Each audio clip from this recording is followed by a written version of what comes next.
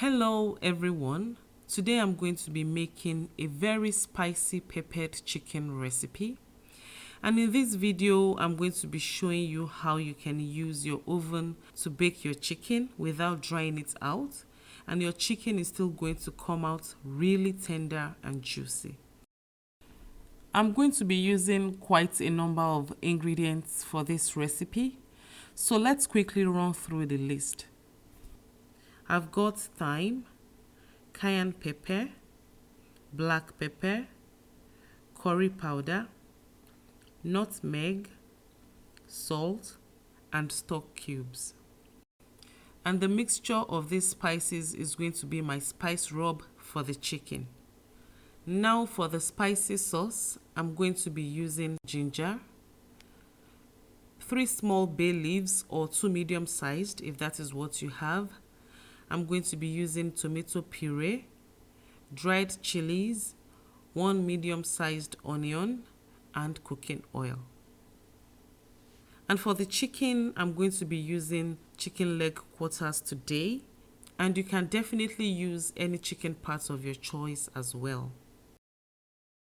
The next thing I'm going to be doing is to brine this chicken, and this is simply soaking the chicken in salt water. Actually, for the brine, it's recommended to use 4 tablespoons of salt to 4 cups of water, but that is way too much salt for me. So after several trials, I came up with 9 cups of water to 3 tablespoons of salt, and that has always worked for me. Now add the salt and stir together thoroughly until all the salt is dissolved. And by the way, brining is just a simple science in which the salt moves from a level of higher concentration to that of a lower concentration. So here, the salt is going to move from the water to the chicken until an equilibrium is reached. I think my science is clear. Okay now.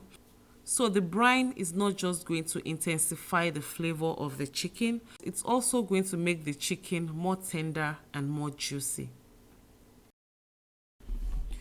At this point, I'm going to be putting the chicken inside the salt water. And I usually leave this to brine for about 30 minutes to 1 hour, depending on how much time I have. But I usually don't go below 30 minutes, except the chicken is frozen. And in that case, you have to wait until the chicken is thawed before you continue with the recipe. So while the chicken is brining, I'm going to be preparing the spicy sauce. And the first thing I'm going to be doing is blending the chilies. If you actually have the blended chilies at home, you can use that. I have the unblended ones, that's why I'm blending this myself. And if you notice, you are going to see I'm not blending this until it's really fine. I want it coarse, and that's the texture we want for the sauce. Now I'm going to set this aside, and I'm going to prepare my spice mix. In a bowl, I'm going to be adding half of a tablespoon of curry powder, half of a tablespoon of thyme, half of a tablespoon of black pepper, half of a tablespoon of salt, half of a teaspoon of nutmeg, half of a teaspoon of cayenne pepper, and 4 stock cubes. Mix this together thoroughly and set it aside as well. So in this pan, I already have about 5 tablespoons of preheated oil. I'm just going to throw in the onions. And as you can see, I cut the onions into big strips. This is for a purpose. I want the onions to be really visible by the time I'm done with this recipe. I'll also be adding a little bit of grated ginger to these onions. And I'll stir fry this until the onions become translucent. So now I'm going to be adding the blended chilies. And I'm going to stir fry this until the chilies absorb all the oil in the pan. Right now, I'm going to start introducing the tomato puree a little bit at a time until I'm satisfied with the heat content of the sauce. This is going to be really spicy, so if you don't want it that spicy, feel free to reduce the amount of chilies you use. I'm going to be adding another half of a cup of tomato puree to this.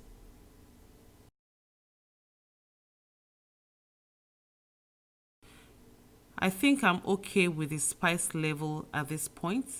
I'll now be leaving this sauce to cook for about 2 to 3 minutes. I almost forgot to add my bay leaves. I'm going to be adding this at this point.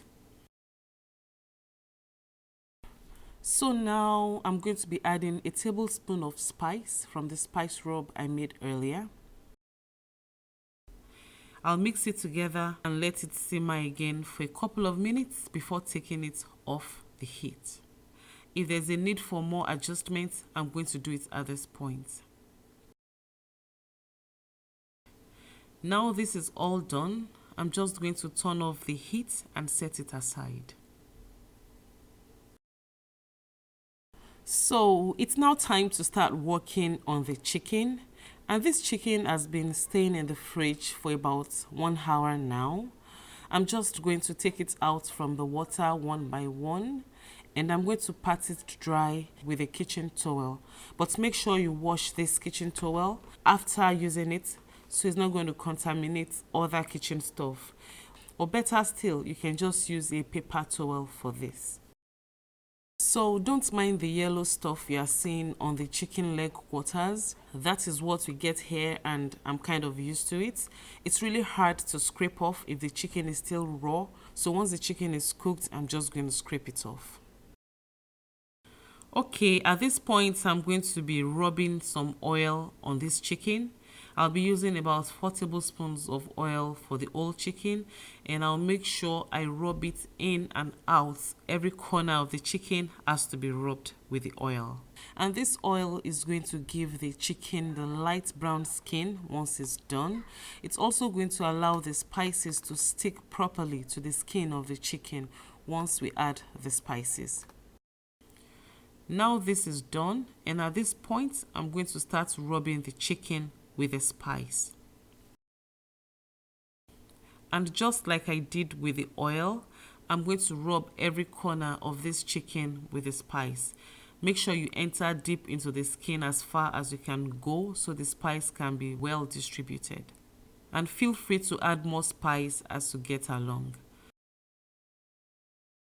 So once all this chicken has been well coated with the spice, I'm going to be arranging it in a pan. I have my grill pan here, and as you can see, it has some perforations, and this is going to allow the fats in the chicken to drip into this pan. So if you don't have this oven grill pan, feel free to use a wire mesh or something similar. Place it inside a pan high enough for the fat to drip down into the pan.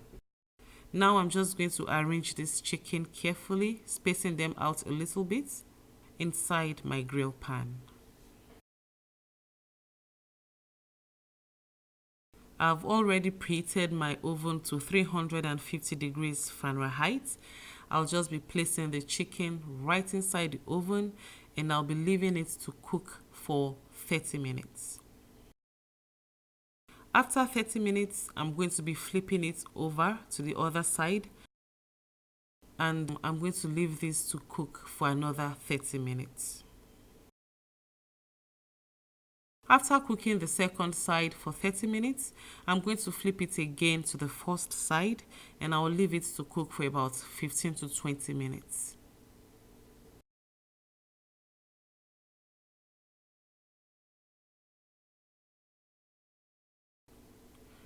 So now the chicken is done. As you can see, is browned and is well cooked.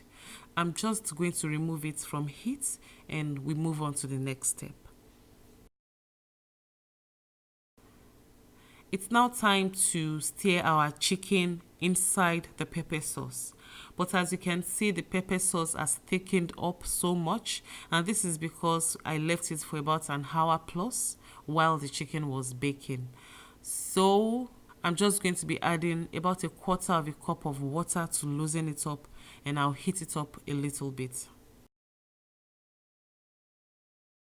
Okay, I'm now satisfied with this. I'm just going to be putting the chicken inside the sauce one by one or two by two.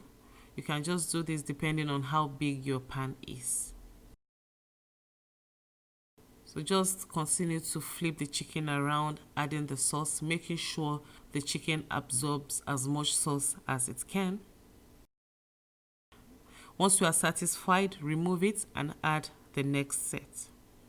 So we are going to repeat that again, over and over again, until we are done with the whole chicken.